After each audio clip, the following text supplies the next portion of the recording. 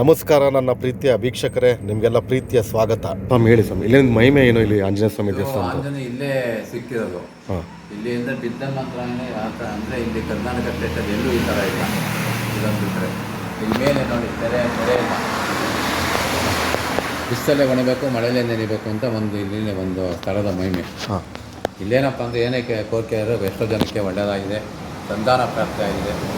ಒಂದು ಗ್ರಾಮ ರಕ್ಷಣೆ ಮಾಡೋದ್ರಿಂದ ಆಚೆ ಇರೋದು. ಹಾಗಾಗಿ ಎಲ್ಲರಿಗೂ ಬಂದವರಿಗೆಲ್ಲ ಒಳ್ಳೆಯದಾಗಿ ಒಂದು ದಿವಸ ಪ್ರತಿ ಪೂಜೆ ಪುರಸ್ಕಾರ ನಡೆಯುತ್ತೆ.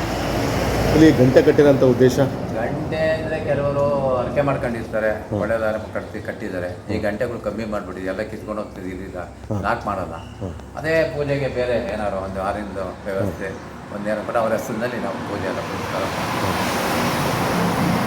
ಇಲ್ಲಿ ಇದು ಯಾವ ಹತ್ರ ಇರೋದು? ಸಮೀಪ ಗುಬ್ಬಿ ಹತ್ರ ಇರೋಂಥ ಗುಬ್ಬಿ ಟೌನಲ್ಲಿ ಟೌನೊಳಗಿರೋಂಥ ದೇವಸ್ಥಾನ. ಬೆಂಗಳೂರಿಂದ ತುಮಕೂರಿಂದ ಬರೋ ಮಾರ್ಗ ಒಂದು 20 ಕಿಲೋಮೀಟರ್ ಸಮೀಪದಲ್ಲಿ ಗುಬ್ಬಿ ಗ್ರಾಮದಲ್ಲಿ ಶ್ರೀ ವೀರಾಂಜನೇಯ ಸ್ವಾಮಿ ದೇವಸ್ಥಾನ. ಇದು ಮಂತ್ರ ಎಂದವರು ಮತ್ತು ಬೈಲಲ್ಲೇ ಇತ್ತು, ಬೈಲಾಂಜನೇಯ ಅನ್ನೋರು. ಈಗ ಬಿದ್ದನ್ ಮಂತ್ರ ಅಂತ ವಾಡಿಕೆ ಆಗ್ತದೆ. ಇದು ಬಿದ್ದನ್ ಮಂತ್ರ ಆಂಜನೇಯ ಅಂತಂದ್ರೆ ಈ ಥರ ಕೆಳಗಡೆ ಇರೋಂಥ ಇದಕ್ಕೆ ಇದನ್ನ ಶಿರ್ಡಿಲಿ ನೋಡ್ಬೋದಂತೆ. ಈ ಥರ ಇನ್ನೆಲ್ಲೂ ಇಲ್ಲಿ ಬಂತೆ. ಒಬ್ಬರು ಜಡ್ಜ್ ಮೇಡಮ್ನವ್ರು ಇಲ್ಲಿ ಬಂದು ಹೇಳಿ ಹೋಗಿದ್ದಾರೆ. ಸೊ ಇದ್ರ ವಿಶೇಷತೆ, ನೀವೇನೇ ಯಾರೇ ಭಕ್ತಾದಿಗಳು ಏನೇ ಕೇಳ್ಕೊಂಡ್ರು ಸಹ ಈಡೇರುತ್ತೆ. 10 ಜನದಲ್ಲಿ 8 ಜನ ಬಂದು ಒಳ್ಳೆದಾಯ್ತು ಸ್ವಾಮಿ, ಆರೋಗ್ಯ ಸುಧಾರಣೆ ಆಯಿತು, ನಾವು ಕೆಲಸ ಸಿಕ್ತು ಅಂತ ಇದೆ. ನಾವು ಪ್ರತಿ ಕ್ಷಣ ಹಿಂಗೆ ಹೋಗ್ಬೇಕಾದ್ರೆ ನಾವು ಅಂದಿಯಲ್ಲಿ ಸ್ವಾಮಿಗೆ ನಮಸ್ಕಾರ ಮಾಡೇ ನಾವು ಹೋಗೋದು. ನಾನು ಕೇಳ್ಕೊಳೋದಿಷ್ಟೇ ಸ್ನೇಹಿತರೆ, ಇದು ಒಂದು ಗುಬ್ಬಿ ಗ್ರಾಮದಲ್ಲಿರುವಂಥ ಶ್ರೀ ಆಂಜನೇಯ ಸ್ವಾಮಿ ದೇವಸ್ಥಾನ.